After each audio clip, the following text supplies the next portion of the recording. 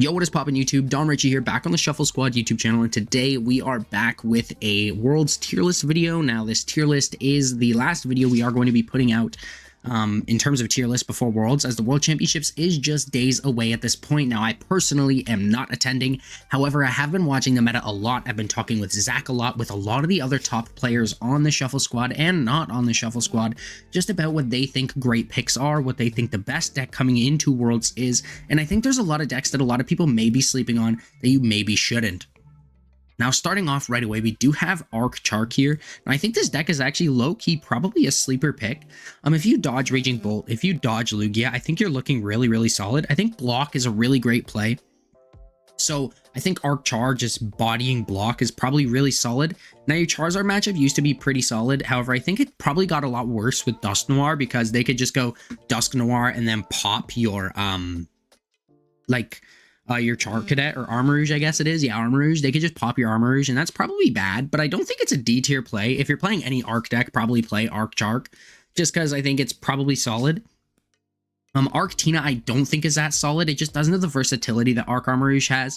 You don't have ways to snipe two Pokemon. Your barrel is super susceptible to just being O-code. So for that reason, I just really dislike Arctina going into this format. I think your Charizard matchup gets flipped on its head, kind of. So that's a little bit brutal, just because they can just go Iono, and then they can go knock out your Bib with something or their Dusknoir, right? And if you're just playing a 2-prize game, it doesn't really matter if they take that extra prize. More D-tier decks are Banette. I just don't see Banette being a great play. Items, although they're pivotal, oh, sorry. I don't think items are as great as they could be. Sorry, I am a little bit sick, but I do have a new microphone, so that's pretty cool. I don't think items are as pivotal. Chien-Pao isn't a huge deck. Charizard can slowly evolve without them. Maybe you're going to grief Dragazard, but I don't think it's going to be that big. And I think you just overall, it's not a great play. You're not doing a lot of damage. Probably stay away from it. Same thing as Blissey. I just don't think either deck is really just probably don't play either at all.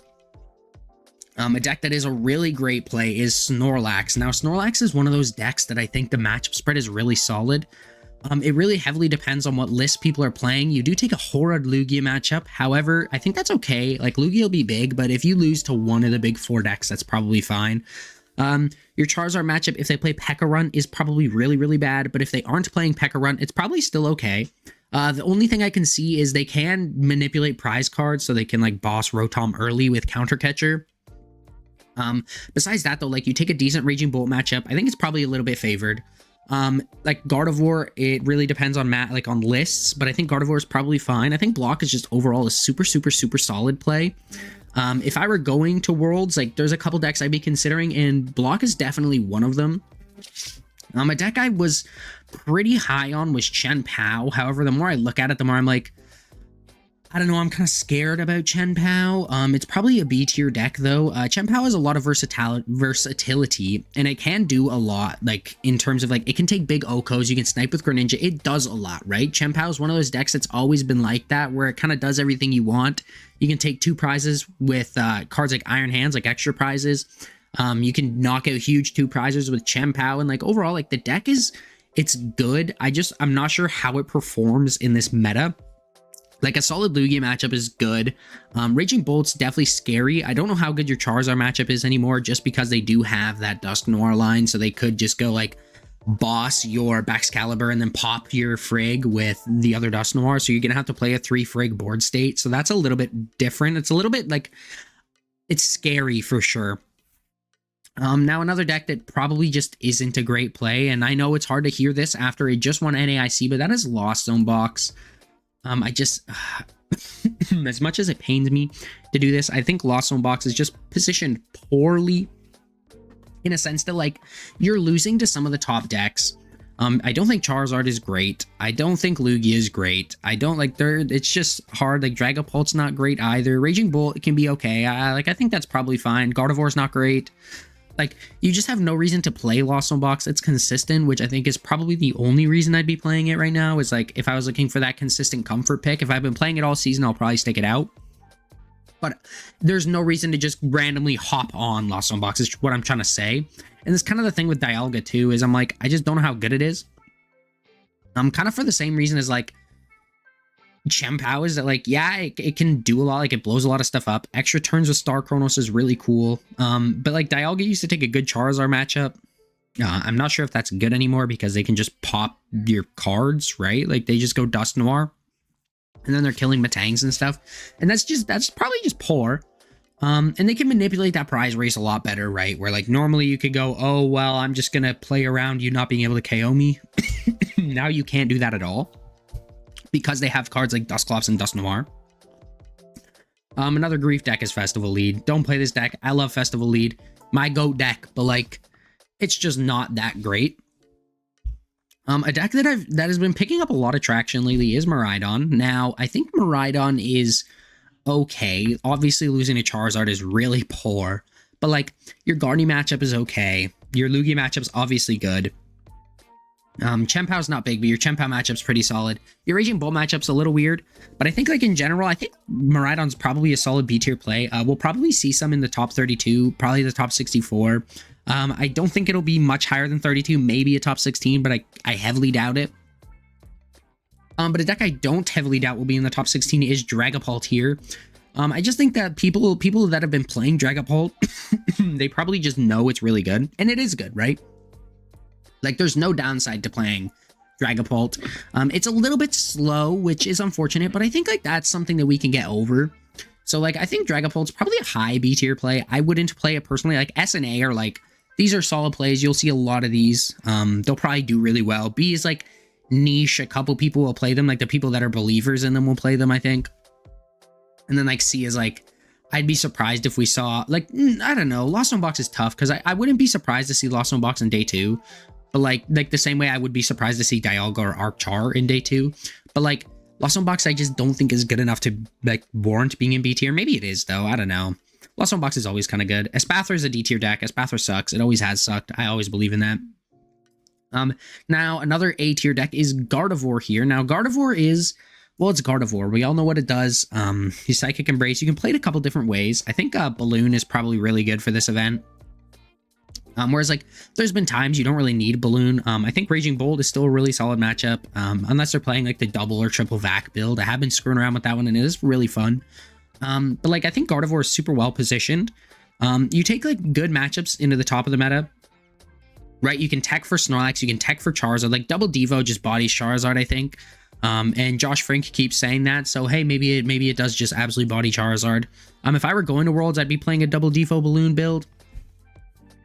If I was playing Gardevoir, I wouldn't play Gardevoir, but like it's a really good play. It's like it's not a deck I would personally play. It wasn't on my list of decks I would play if I was going, but I think it is a really solid play. I just don't have the experience on it that I would want to play at the World Championships, right? Gouging Fire is also probably a D tier deck. As cool as Gouging Fire is, I just don't really see a warrant for it, right? Where the other turbo decks, like let's just rank the turbo decks right now. Roaring Moon is really solid. I think Roaring Moon and Okidogi are kind of both like, I think they're probably A tier decks. They're definitely worse than Bolt. But like, I think both of these decks are super, super slept on, especially with P.E.K.K.A. Run, where like they can just switch whenever they want, right? Like, so you're taking an auto-winded block, and that's really solid. Janine is a really cool card, right? I just don't really see a downside to playing these turbo decks, especially at an event like Worlds. I think you're probably bodying like, if you're Roaring Moon, you're probably beating Zard if you can just play properly, right? If you're just able to hit everything when you need it, I think that's fine. And Raging Bull should be up here too, yeah. Like, I think Raging Bolt's the best out of all of them by a mile, but I think these three decks all are very solid. The only issue I see with Okidogi, which we'll probably put it down with Miraidon right now, is like, the lists are kind of weird, right? Where I'm like, Okidogi's just, it's there. Nobody's really found a perfect list. And I think that's what's holding it back. Where Raging Bolt, like you can find tons of very, very good lists. I think I have a really good list. There's a lot of people that have really good lists. Obviously, Sashi from the Toronto area, he did really well at NAIC with Raging Bolt. There's a lot of people that have really solid lists, and Bolt just has a lot of representation online. Whereas like Dark Box doesn't as much, which maybe warrants it down to B tier below Raging Bolt, where I think Raging Bolt is just definitively the best turbo deck. But like Roaring Moon is really good too, and so's Miraidon, so's Okidogi. I think they're actually probably better. I think they're probably better than any other deck in B tier. And a deck that I could see probably being niche, but maybe making a day 2, like maybe, is Greninja. Greninja is just one of those decks that like, it might flourish in this format, in the fact that, like, you body Miraidon. You get bodied by Raging Bolt, so that's unfortunate, but, like, you can body stall by just playing Triple Frostlass. I think, like, it's actually probably okay. Maybe your Charizard matchup is bad, but I think that maybe that's okay. And, like, you can probably body Gardevoir too, and, like, there's just a lot of plays you can make with Greninja. And I think, like, it might see a little bit of success. Maybe we're going to see it on stream if it does well at the start of the World Championships. I don't know. Now, the deck that I think is actually probably one of the best plays, this was, this is another one of my top 4 decks that I would play, is Quad Thorns. I don't think it's one of the top 5 decks in the format. However, I think it is, like, a very, very good play. I mean, like, Quad Thorns, it does so much. Like, your Raging Bolt matchup can be a little shaky, but, like, Charizard's pretty okay. Gardevoir is kind of bad, but, like, most other matchups are really good. Block is fine because it can't instant charge. I mean, like, so much stuff relies on abilities from Rulebox Pokemon that, like, just being able to shut it down and just link attacks is really good. I think, like, Iron Thorns is probably a worse play than Bolt, but, like, it was in my radar. I think it's probably, like, a top, like, 6 or 7 deck in the format for sure. And Kingdra is definitely D tier. Unfortunately, I thought Kingdra would be cool. It's definitely not. It might be cool later, but it's not right now. And then Lugia here. Lugia is tough because as much as I want to say Lugia could be S tier, I think Lugia is the best play for the event. I think I'm going to put Lugia S tier. I think Lugia is the best play by the event, for the event by a mile. Right? People won't play it because it's Lugia and, you know, it's like that. But people will play it because it is Lugia and it is just like that. The deck is so good. It does so much, right? You can swing infinite numbers. You can take extra prizes with Iron Hands. Lugia is just a solid attacker too. He's pretty beefy. Like, the deck does everything. And if you can set up, you're not really losing many games at all. As long as you're set up, like, Miraidon can even be fine. If they whiff, like, a turn 1 hands or whatever, and you can set up before them, you're probably looking really, really good. Your Regidrago matchup can be a little bit scary as long as they are playing, like, Radguardy. Radguardy makes that matchup quite bad. But some people aren't. Like, most people aren't playing that, I don't think. If they're playing Sinnoh, it's also pretty bad. But that's okay. Lost Zone Paul, don't play that. Lost Zone Tina, as much as this also hurts, I think Lost Zone Tina is probably around Lost Zone Box, where, like, it's probably just not the meta for it. And, like, there's the Tina believers online. I don't think they're real. I don't think Tina's real at all. Just, like, in a sense that, like, what does Tina do right now that you really want it to do, right? Like, Lost Zone is cool, but, like, when I'm just sitting here going, like, Lost Impact for 280. 280 is not really that great of a number to hit. When cards like Gardevoir of 310, when cards like Charizard have so much HP, like, I just don't see a point in playing Tina right now. A deck that I do see a point in playing is Ancient Box. Now, Ancient Box has a lot of versatility, and I'm going to be ranking 2 different versions of Ancient Box here. This is, like, Ancient Box, and then obviously there's Moonsparce. Moonsparce, don't play Moonsparce. Not at all positioned for it. The meta evolved too quickly for Moonsparce, and it just got left behind. Ancient Box is really solid, though. I think it's probably actually a very, very good play. It might actually be better than these Turbo decks and Chien-Pao and Dragapult and all that. Just, like, Guardy can be pretty okay if you set up properly, right? Obviously, Reset Stamp really, really hurts. But, like, if you're really worried about that, just play Fez. Fez really just fixes this deck, I think. Especially being, like, Reset Stamped or Ioned or whatever. Your Raging Bolt matchup's pretty good. You can body Quad Thorns. Like, Charizard is definitely bad, but that's okay. And, like, I think Ancient Box just beats a lot of the niche decks that you might see. Because, like, if you look at statistics, like, a rogue deck has won worlds like 40% of the time or something like that. Like, they always do well. Or, like, they top 8 all the time too. Just weird decks that people aren't really expecting. Yeah, I think Ancient Box is well positioned. I think you're taking a lot of good matchups. Your Turbo matchups are probably really solid. And, like, your Dragapult matchup is scary, but I don't think Pult is big. And then Drago is another S tier play. And Drago's S tier it's so good. Like, you can turbo into Dragapult. You can turbo and then snipe 3 routes with Kyurem. Like, there's so much Drago can do, and I just don't see it having, like, I don't see it not being the most played deck for the event. And, like, just for that reason, it's an S tier pick. If everybody's playing a deck, there's nothing wrong with playing that deck. It's obviously good, and people are playing it for a reason, so it's a fine play to play, right? And that's kind of where I'm at. Sablezard, also down with the Lost Zone decks. Just I wouldn't touch these. Maybe they'll prove me wrong. They probably will. Lost Zone always proves us wrong the minute we say, yeah, it's probably not a great play. That's kind of where I'm at. Turbo Hands, probably don't play this deck either. Turbo Hands, Yeah, Turbo Hands is probably C tier. Probably worse than the Lost Zone decks. Like Turbo Hands is cool. I think like there's a lot of stuff you can do, but I think like Drago's probably a bad matchup. Lugia is obviously a good matchup. Gardevoir feels pretty bad now. And like people will always say, oh, but you body Gardevoir. I really don't think you do. As long as Gardevoir plays properly, like they just go counter catcher, scream tail, knockout. Then you got no energies and you lose, right? That's not good. Raging Bolt's a bad matchup. Like, I don't know. It just doesn't feel great. Yeah, you beat Ancient Box, but like, what's really cool about beating Ancient Box, right? Pitch Control is another deck. Like, if you're really good with Pitch Control, it's probably really solid to play. World Championships is probably a weird place to play Pitch Control, unless you're very, very good at Pitch Control.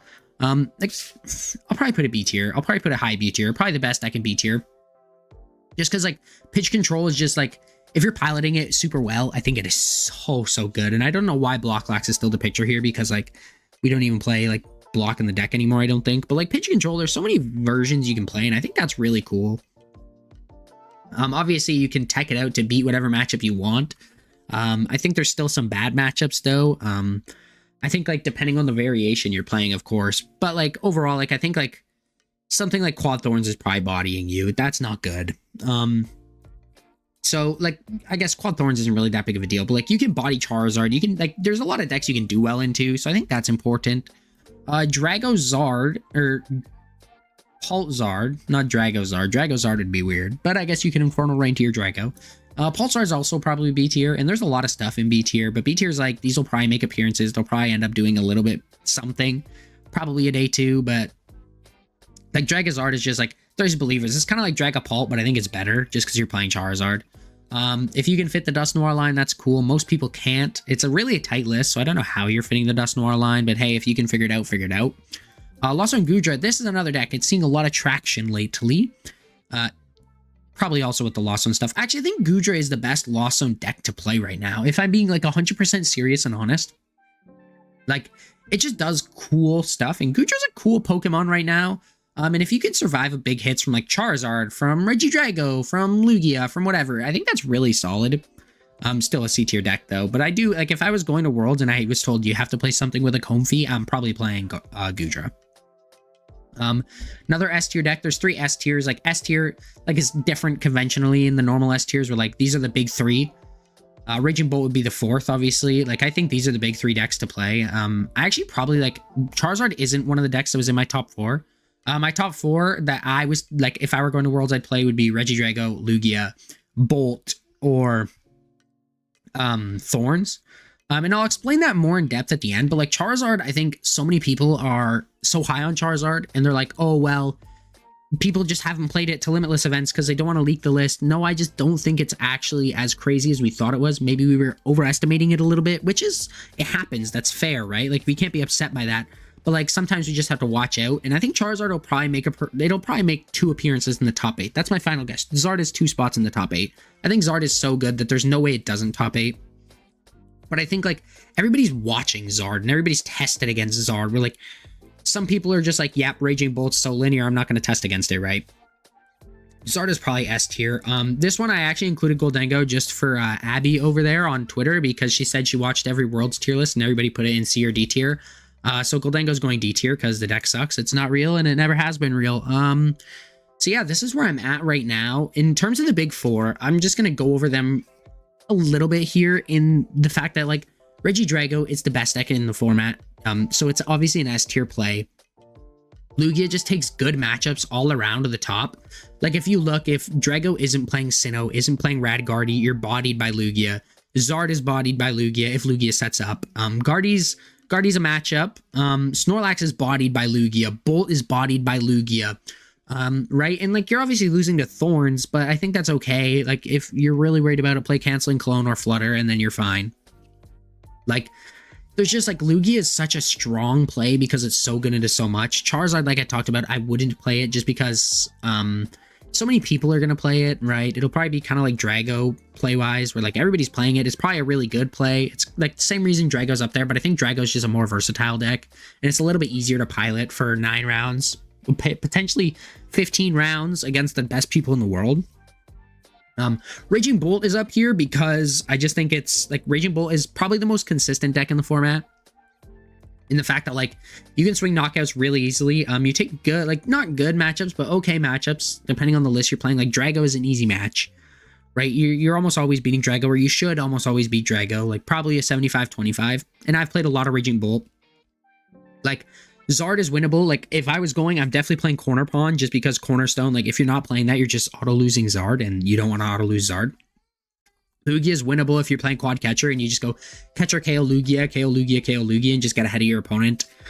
Quad Thorns is beatable. Snorlax is tech, like you can tech to beat Snorlax. Gardevoir is weird, but you can also tech to beat it. Like Raging Bull just has so many room, like so much room for techs that it can just beat the meta really well. And that, like, I think like just being super consistent and being able to swing super high numbers, being able to have a chance into everything, right? I think that's what's really cool. Where like Snorlax has the auto loss of Lugia. Drago has like the near auto loss of Raging Bolt. Thorns is the near auto loss of Gardevoir. Like Charizard and Bolt are kind of the decks I'm like, these don't have that crazy auto loss that the other decks do. So maybe Charizard would be like one of the big four for me.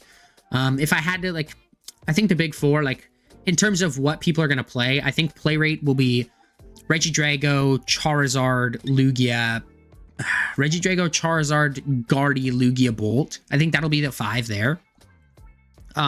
And like these are just a bit, like these are the 5 decks for the event. Watch out for these decks. If I had to pick a rogue deck that I thought was going to be do well, it's probably Chien-Pao. I think like these are probably the 6 decks that I would watch out for. These are what I'm expecting the most of in top 16. Probably Block, probably Thorns. Like all these decks are decks that I'm like, these will be very good going into the event. But I appreciate you guys showing up for this video. Please make sure you like, subscribe, check out our sponsors in the description. And until next time, I will catch you guys later. Yeah, peace out, and let's enjoy the World Championships together, everyone. Catch you later. Want to support the Shuffle Squad? Be sure to check out all of our sponsors in the description to pick up Pokemon TCG singles, sealed, and PTCG live codes.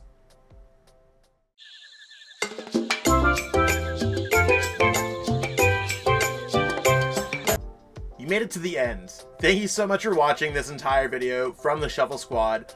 Honestly, from the bottom of our hearts, we appreciate each and every person that supports our content, watches what we have going on every single day, every single week, even from time to time, and continuously allows us to have a forum to project our creative content towards the Pokemon TCG community. So if you haven't already, be sure to give this video a like, subscribe to the channel, and even leave a comment to help boost the YouTube algorithm. That being said, we'll catch you with our next video. Thanks again. Take it easy.